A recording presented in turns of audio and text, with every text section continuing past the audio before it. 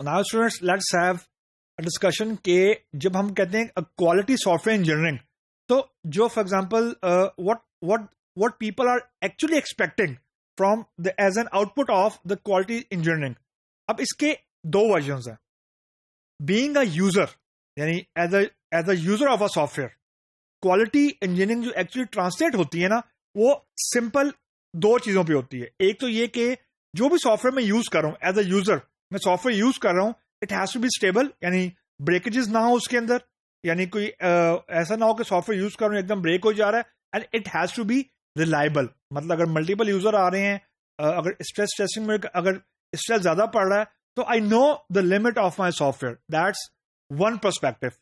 But जो दूसरा point है जो कि यूजर के हिसाब से बहुत इंपॉर्टेंट है, लेकिन रियलिस्टिकली थोड़ी सी आगे जाके वी विल सी कि देयर इज अ मिसमैच, वो ये है कि software should have no bug. ये अमूमन यूजर की एक्सपेक्टेशन होती है, विच इज वेरी रियलिस्टिक।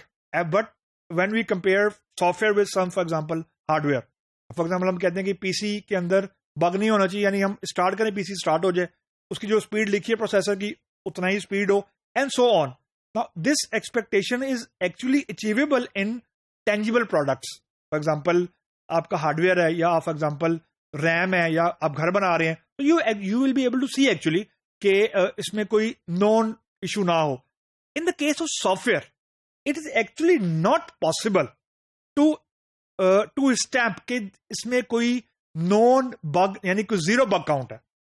तो दूसरा पर्सपेक्टिव है इसका टेक्निकल, कि टेक्नोलॉजी साइड से जो क्वालिटी इंजीनियरिंग का जो पर्सपेक्टिव है ना, जो software, no software will sure you कि you will go with zero bug count.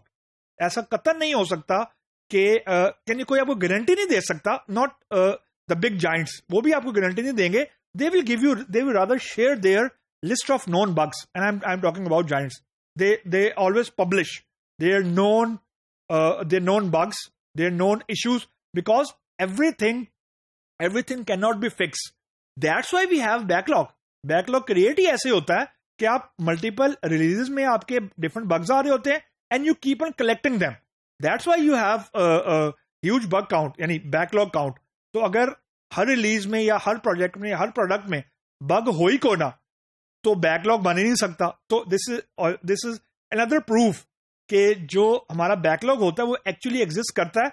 इसका मतलब ये है कि सॉफ्टवेयर कभी भी जीरो बग काउंट के साथ प्रोडक्शन में नहीं जाता। तो there is a known list of bugs, but हमारा ऑब्जेक्टिव ये है कि हम उस नोन बग लिस्ट को मिनिमल पे रखें, ताकि जो एक्सेप्टेंस है एट द क्लाइंट लेवल वो हमारा मैक्सिमम आ जाए। लेकिन जीरो बग काउंट एक्चुअली नहीं हो सकता। लेकिन जो what the people or the user are expecting, वो they are expecting the other way around, कि अगर बग आ गया इसका मतलब है कि सॉफ्टवेयर अच्छा नहीं बना हुआ, सॉफ्टवेयर की कोडिंग अच्छी नहीं हुई है, सॉफ्टवेयर रिलायबल नहीं है, people might have the financial loss, the people will go to the court due to the settlement, and they will have legal output, and they will have to follow for example the legal suits जो court में settle down होते हैं। अमूमन जो इनकी basis होती है ना, जब भी फॉर एग्जांपल कोई सॉफ्टवेयर का डिस्प्यूट आ गया between the client and for example software house, and they go to for example a particular court, तो वहां पे जो चीज अमूमन डिस्कस हुआ करती है ना, वो ये हुआ करती है कि जी फॉर एग्जांपल कॉन्ट्रेक्चुअल ऑब्लिगेशन ये थी कि you will deliver a quality software, और क्वालिटी सॉफ्टवेयर की डेफिनेशन ये है कि बग काउंट नहीं होगा, यानी कोई नॉन बग नहीं होगा।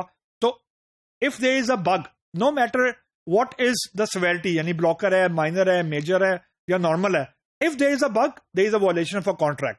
तो इसका मतलब है कि फाइनेंशियल लॉस आ रहा है, रेप्यूट का लॉस आ रहा है, एफर्ट का लॉस आ रहा है, एंड सो ऑन। लेकिन सॉफ्टवेयर के अंदर या सॉफ्टवेयर की लाइफ साइकिल के अंदर या सॉफ्टवेयर की वर्ल्ड के अंदर ये जो मिसमैच ऑफ पर्सपेक्टिव है ना, it's a very very common thing. Now people have get used to living with this fact कि जीरो बग काउंट के साथ अगर कोई क्लेम कर रहा है सॉफ्टवेयर को, तो that is actually not a very valid claim.